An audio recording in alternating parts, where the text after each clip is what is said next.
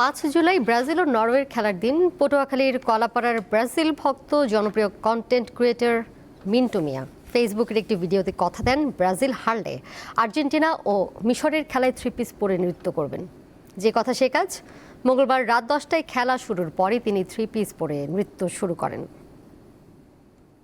পটুয়াখালীর কলাপাড়া উপজেলার জনপ্রিয় কন্টেন্ট ক্রিয়েটর মিন্টু মিয়া গত 5 জুলাই ব্রাজিলের খেলার দিন কথা দিয়েছিলেন ব্রাজিল হারলে তিনি আর্জেন্টিনার খেলা দিন 3 পিস পরে নাচবেন।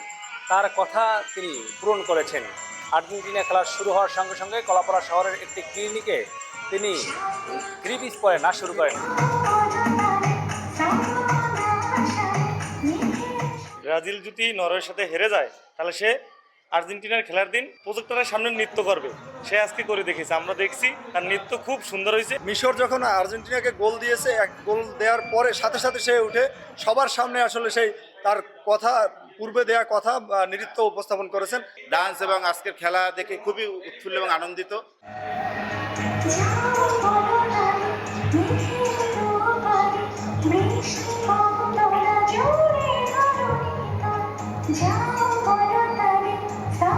মিন্টু মিয়া জানিয়েছেন সমাজের অনেকেই কথা দিয়ে কথা রাখেন না, তবে তিনি কথা দিয়ে কথা রেখেছেন এবং সবার সামনে নেচে দেখিয়েছেন।